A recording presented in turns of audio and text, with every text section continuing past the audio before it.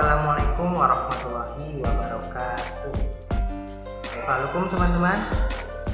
Bikhairi, alhamdulillah. Luar biasa, tetap semangat. Allahu Akbar. Ya, bertemu lagi ya bersama saya di materi pembelajaran dari TIK ya. Teman-teman, untuk pembelajaran hari ini kita akan membahas mengenai sejarah perkembangan komputer. Sebelum kita membahas materi sejarah perkembangan komputer, kita berdoa terlebih dahulu ya teman-teman. Raditu billahi robba wa bil islami dina wa bi muhammadin nabiyya wa rasula rabbi zidni ilman warzuqni fahma amin. Ya, sebelum lanjut ke materi perkembangan sejarah komputer, kita akan mengulang kembali apa sih komputer itu. Teman-teman masih ingat komputer itu apa? Ya, komputer itu berasal dari kata Latin yaitu computer, atau di dalam bahasa Inggris yaitu to compute, yang artinya menghitung. Jadi pada saat pertama kali komputer ditemukan hanya berfungsi sebagai alat untuk menghitung. Berbeda dengan zaman sekarang. Pada zaman sekarang, komputer sudah menjadi bagian yang sangat penting dalam kehidupan sehari-hari. Misalnya apa teman-teman? Ada yang tahu manfaat dari komputer apa saja?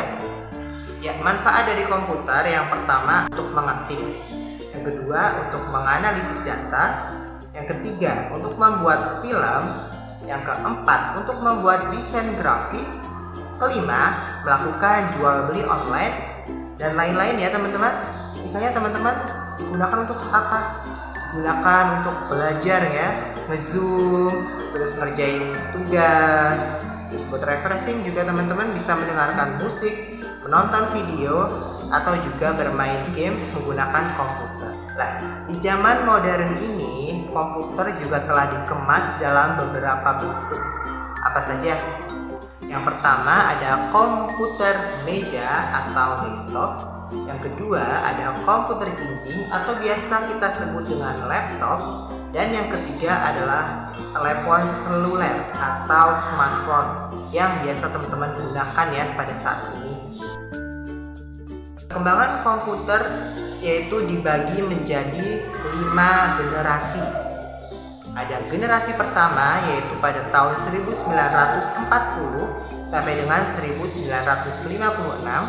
Di generasi kedua pada tahun 1956 sampai dengan 1963. Di generasi ketiga ada 1964 sampai tahun 1971. Di generasi keempat ada 1972 sampai dengan 2010. Dan di generasi kelima yaitu di tahun 2010 sampai sekarang, atau bisa juga sampai masa depan.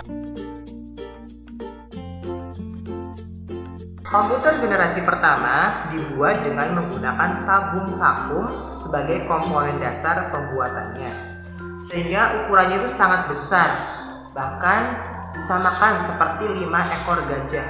1 ekor saja sudah besar ya, apalagi 5 ekor gajah. Nah, contoh komputer dari generasi pertama adalah komputer ENIAC.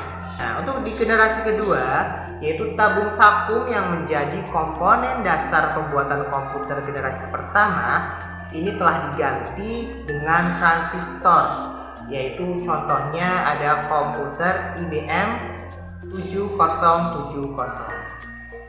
Di generasi ketiga, komputer itu dibuat menggunakan integrated circuit atau IC. Meskipun IC sebagai komponen dasar pertama, transistor masih tetap digunakan dan ukurannya sudah diperkecil.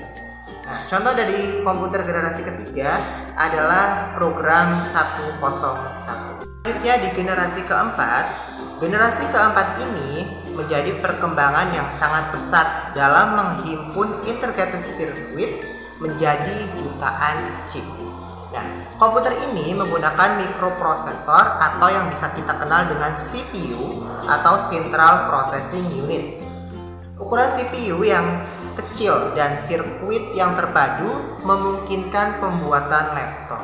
Nah, jadi contoh dari komputer generasi keempat ini yang biasa teman-teman lihat ya di zaman sekarang, biasa teman-teman gunakan, misalnya ada komputer desktop atau PC, personal computer, dan laptop, yaitu yang gampang untuk dibawa kemana-mana ya.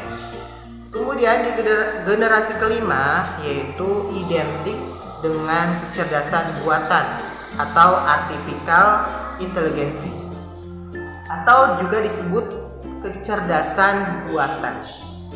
Nah, teknologi ini masih dalam tahap pengembangan. Salah satunya yaitu teknologi untuk pengenalan suara. Nah, teman-teman, demikian sekilas materi pembelajaran TIK hari ini ya, tentang mengenal sejarah perkembangan komputer. Nah, untuk pertemuan selanjutnya kita akan membahas lebih tuntas ya dari masing-masing generasi, misalnya mengenai ciri-cirinya dan beberapa contoh dari masing-masing generasi komputer tersebut. Ya, demikian yang bisa saya sampaikan, kurang lebihnya mohon maaf. Jangan lupa teman-teman mengerjakan lembar kerjanya ya, dan juga absen di kolom komentar. Terima kasih. Wassalamualaikum warahmatullahi wabarakatuh.